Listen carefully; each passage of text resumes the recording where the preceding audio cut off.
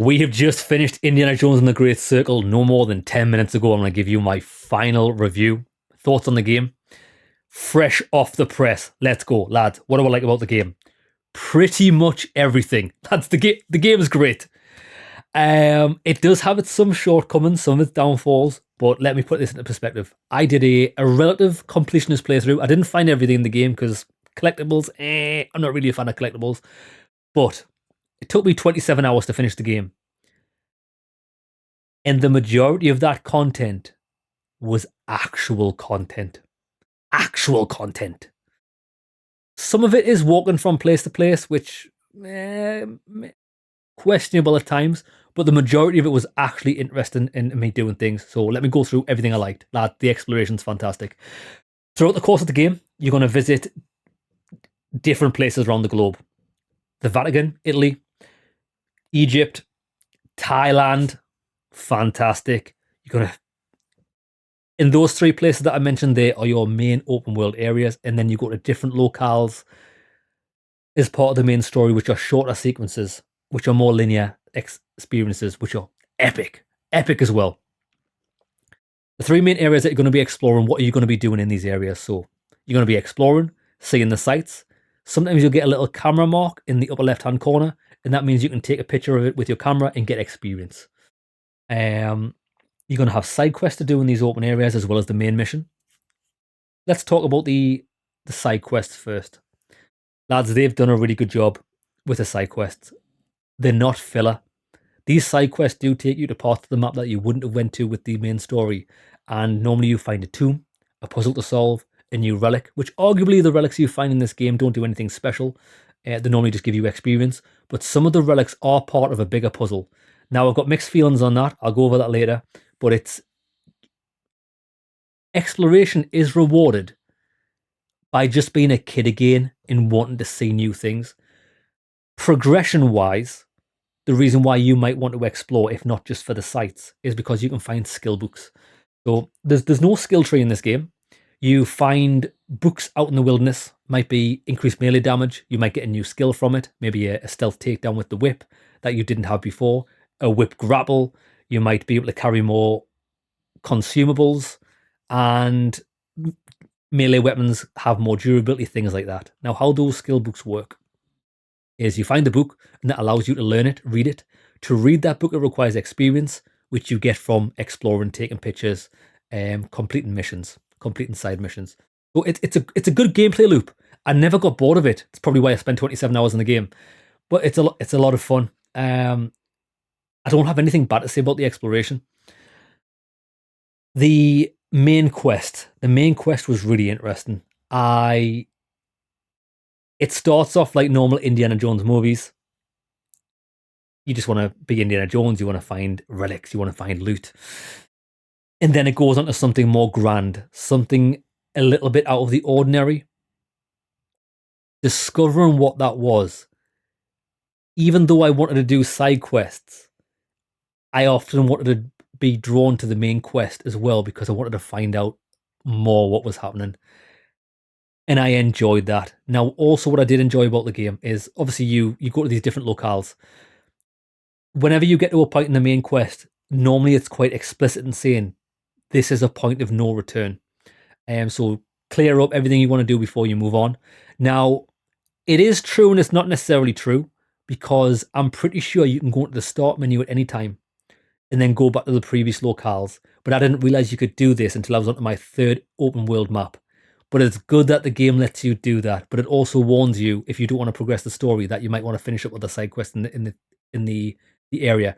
Now, no side quests, as far as I know, are cancelled about progressing the story, which I also massively appreciate. Now, the characters, lads.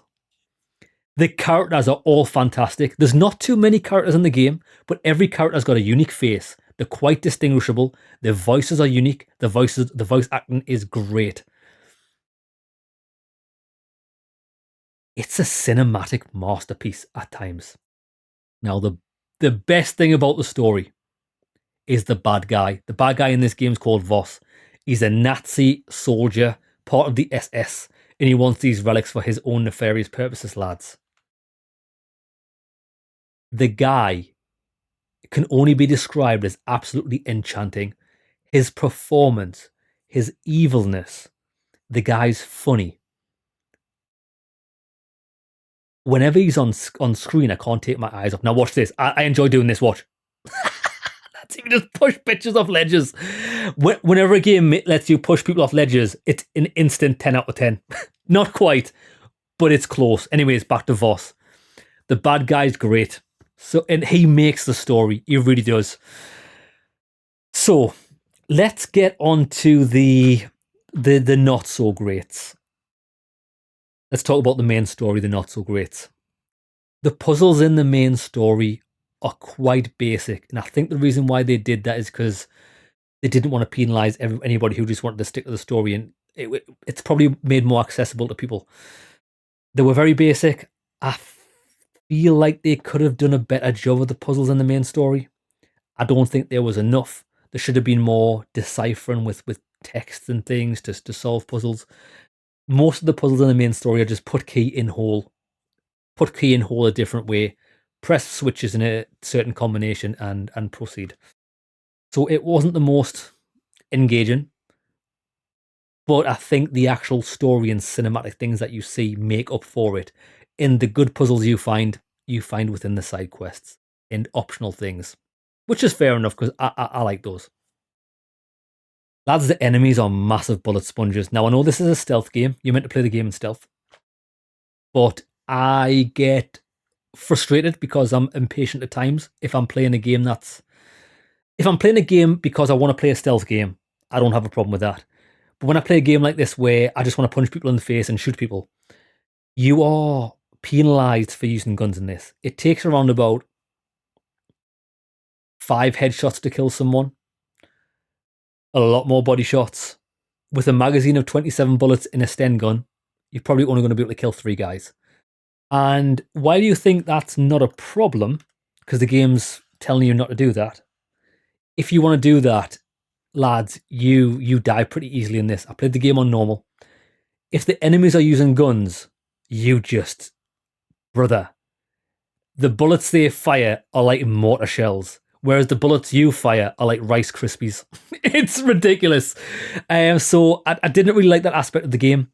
Lads, if you want to play the game like Rambo, I don't see why the developers have to discourage that. But it is what it is. One good thing I will say about the stealth in the game is it's quite well done. It's very basic. However, they've made a few key decisions that other games could learn from. If an enemy sees you, the whole base is not alerted instantly. You have a chance to run over to them, punch their face in. However, if it's a commander or a guy with a radio, they will alert the base, so you have to take them down without being seen. Also, if you fire a gun, as you can expect, everybody will hear that. Everybody will zone into your position. One of the things I don't really like about the game is the AI for things. If everybody knows where you are, they kind of just swarm you like ants. They don't take cover. They'll just walk towards you like Terminators and assassinate you. I don't think they put much work into the AI because they didn't expect you to try and play the game like Rambo. But saying that, I still had fun playing the game like Rambo. When you find dynamite and blowing bitches up with it, it's just the most fun you can have. Dynamite pushing people off ledges, and I enjoyed the parrying. Now, I did mention that you could get skill books. Some of those skill books give you different abilities.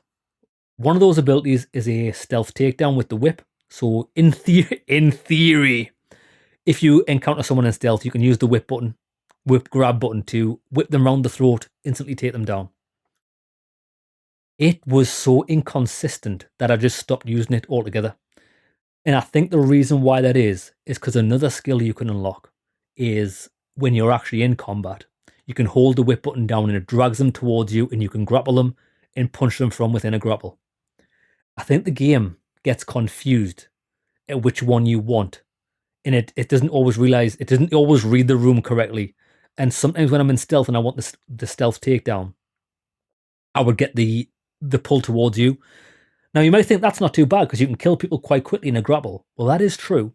But if it's a big fella, you can't pull them towards you. It just alerts it. Well, it doesn't alert everyone. It will alert him because you're not strong enough to pull them towards you. So yeah, I think it does need a patch. It needs a few tweaks like that. But normally when I play a game, even a game that I really like, I can point you to a bit where I thought, the game's a bit shit and it's getting on my tits here. And there's 2 times that this game did do that to me. One of them was within this desert region. Now, we talked about the side quests. Most of the side quests are good.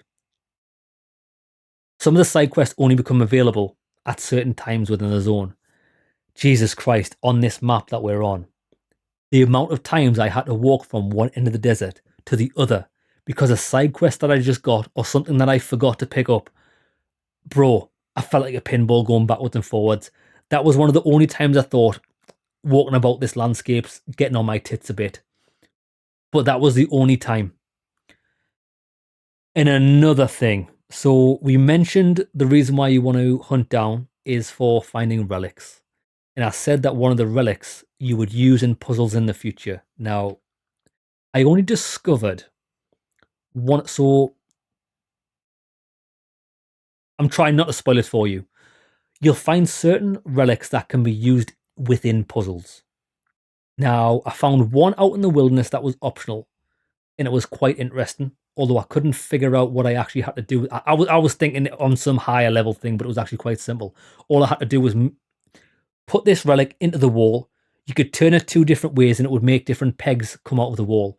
You had to fill all the holes up with pegs to open the door. That's fine. What was weird about that puzzle was if you looked at the door that you had to open, it had certain holes in it that I thought had to marry up with the puzzle, because that would have been a good puzzle. Instead, they put a dog shit puzzle in, but that's by the by. Now, one thing that did piss me off about that was when you get to the end of the game, you come across the ultimate secret, the ultimate puzzle. It's optional. 4 big doors or 1 big door, all with these little things you can put in. Now, the problem with that is you can only solve that puzzle when you collect all 50 relics in the game. Because I'm not a fan of collecting things for collecting things for collecting things for collecting things' sake, I don't want the best puzzle in the game to be locked behind me having to go out. I had by the end of the game, even though I was quite a completionist, I had 30 of these. I was missing 20. Why is the biggest, best puzzle in the game hidden behind me finding 50 things? I don't want any puzzle in a game hidden behind collecting things. I like my puzzles to be all localized. I want to find, if I go into a room that's a puzzle, I want to be able to do everything for that puzzle within that room. I don't want to be going to the other end of the earth to collect something, to come back, to go to another end of the earth to collect something. Lads, I just want to solve the puzzle there and then. That's how I like my puzzle games. So when we got to the end of the game, I finished the game. When you finish the game, it puts you back to the save point before you finish the game in front of this puzzle. I just said I'm not going back to find these things. So that's going to be forever a mystery because I'm not doing the collectibles. So lads, with that being said, I can highly recommend the game. If you play it, I think anybody who plays this game is going to enjoy it. Game's great, top tier, 2 thumbs up. I would give the game 8 out of 10. The game would be a 10 out of 10 if they sort the puzzles out, make them harder, make them better, and make the enemies less bullet spongy. Maybe give us some Call of Duty sections. Lads, you can only ever make your game better if you give us a few Call of Duty shooting sections. So lads, with that being said, 8 out of 10, game's great, play it. This is their